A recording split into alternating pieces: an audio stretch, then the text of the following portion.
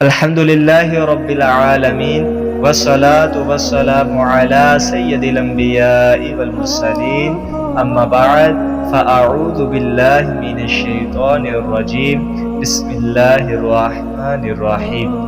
ایک دفعہ محبت کے ساتھ پڑھ لیجئے الصلاة والسلام علیک یا رسول اللہ وعلی آلک واصحابک یا حبیب اللہ۔ سامعین کرام، حاضرین اعزاز، السلام علیکم ورحمۃ اللہ وبرکاتہ۔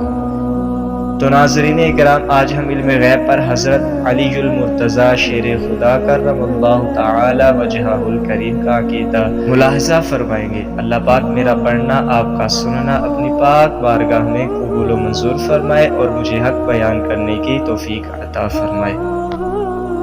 حضرت علامہ جامی رحمۃ اللہ تعالی علیہ تحریر فرماتے ہیں کہ کوفہ میں ایک روز حضرت علی رضی اللہ عنہ نے فجر کی نماز کے بعد ایک شخص سے فرمایا کہ فلاں مقام پر مسجد کے پہلو میں ایک مکان ہے، اس میں ایک مرد اور ایک عورت تمہیں لڑتے ہوئے ملیں گے، جاؤ انہیں ہمارے پاس لے آؤ۔ وہ شخص وہاں پہنچا تو دیکھا واقعی وہ دونوں آپس میں جھگڑا کر رہے ہیں۔ وہ ان دونوں کو ساتھ لے آیا۔ حضرت علی رضی اللہ تعالی عنہ نے فرمایا کہ آج رات تم دونوں میں بہت لڑائی ہوئی۔ نوجوان نے کہا، اے امیر المؤمنین، میں نے اس عورت سے نکاح کیا، مگر جب میں اس کے پاس آیا تو اس کی صورت سے مجھے سخت نفرت ہو گئی۔ اگر میرا بس چلتا تو اس عورت کو میں اسی وقت اپنے پاس سے دور کر دیتا۔ اس نے مجھ سے جھگڑا شروع کر دیا اور صبح تک لڑائی ہوتی رہی، یہاں تک کہ آپ کا بھیجا ہوا آدمی ہمیں بلانے کے لیے پہنچا۔ حضرت علی رضی اللہ عنہ نے حاضرین کو جانے کا اشارہ فرمایا، وہ چلے گئے۔ اس کے بعد آپ نے اس عورت سے پوچھا، تو اس جوان کو جانتی ہے؟ اس نے کہا، نہیں، صرف اتنا جانتی ہوں کہ کل سے یہ میرا شوہر ہے۔ آپ نے فرمایا، اب تو اچھی طرح جان لے گی، مگر سچ سچ کہنا، جھوٹ ہرگز نہیں بولنا۔ اس نے کہا، میں وعدہ کرتی ہوں، جھوٹ قطعاً نہیں بولوں گی۔ آپ نے فرمایا، تم فلاں کی بیٹی ہو؟ اس نے کہا، ہاں حضور، میں وہی ہوں۔ پھر آپ نے فرمایا، تمہارا چچا زاد بھائی تھا جو تم پر عاشق تھا اور تو بھی اس سے بہت محبت کرتی تھی، اس نے اس بات کا بھی اقرار کیا۔ پھر آپ نے فرمایا، تو ایک دن کسی ضرورت سے رات کے وقت گھر سے باہر نکلی تو اس نے تجھے پکڑ کر تجھ سے زنا کیا اور تو حاملہ ہو گئی۔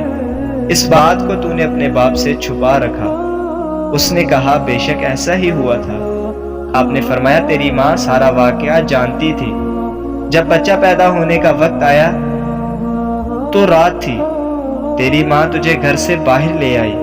لڑکا پیدا ہوا تو اس نے اسے ایک کپڑے میں لپیٹ کر دیوار کے پیچھے ڈال دیا۔ اتفاق سے وہاں ایک کتا پہنچ گیا، جس نے اسے سونگا۔ تو نے اس کتے کو ایک پتھر مارا جو بچے کے سر پر لگا، جس سے وہ زخمی ہو گیا۔ تیری ماں نے اپنے ازار بند سے کچھ کپڑے پھاڑ کر اس کے سر کو باندھ دیا۔ پھر تم دونوں واپس چلی آئیں اور پھر تمہیں اس لڑکے کا کوئی پتہ نہ چلا۔ اس عورت نے جواب دیا، ہاں حضور، ایسا ہی ہوا تھا، مگر اے امیر المؤمنین، اس واقعہ کو میرے اور میری ماں کے علاوہ کوئی تیسرا نہیں جانتا تھا۔ حضرت علی کرم اللہ تعالی وجہہ الکریم نے فرمایا، جب صبح ہوئی تو فلاں قبیلہ اس لڑکے کو اٹھا کے لے گیا اور اس کی پرورش کی، یہاں تک کہ وہ جوان ہو گیا، کوفہ شہر میں آیا اور اب تجھ سے شادی کر لی۔ پھر آپ نے اس نوجوان سے فرمایا، اپنا سر کھولو۔ اس نے اپنا سر کھولا تو زخم کا اثر ظاہر تھا۔ آپ نے فرمایا، یہ تمہارا لڑکا ہے، خدا عز و جل نے اسے حرام چیز سے محفوظ رکھا۔ فرمایا، لے اسے اپنے ساتھ لے جا، تو اس کی بیوی نہیں، ماں ہے، اور یہ تیرا شوہر نہیں بلکہ تیرا بیٹا ہے۔ اور حضرت علامہ جامی رحمۃ اللہ تعالی علیہ تحریر فرماتے ہیں کہ حضرت علی رضی اللہ عنہ مقام ینبع میں سخت بیمار ہو گئے۔ لوگوں نے عرض کیا، حضور آپ یہاں کیوں ٹھہرے ہوئے ہیں؟ اگر یہاں آپ کی وفات ہو گئی تو تجہیز و تکفین کون کرے گا؟ بہتر ہے کہ آپ مدینہ طیبہ چلیں تاکہ آپ کے عزیز و اقارب کفن و دفن کا انتظام کریں، اور انصار و مہاجرین وغیرہ صحابہ کرام علیہم رضوان آپ کی نماز جنازہ پڑھیں۔ حضرت علی مرتضیٰ رضی اللہ عنہ نے فرمایا میں ابھی انتقال نہیں کروں گا، اس لیے کہ رسول اللہ صلی اللہ تعالی علیہ وسلم نے مجھ سے فرمایا ہے کہ تم اس وقت تک نہیں مرو گے جب تک کہ امیر المؤمنین نہیں ہو جاؤ گے، اور تاؤ کا تیکا تلوار مار کر تمہاری پیشانی اور داڑھی خون سے رنگین نہ کر دی جائے۔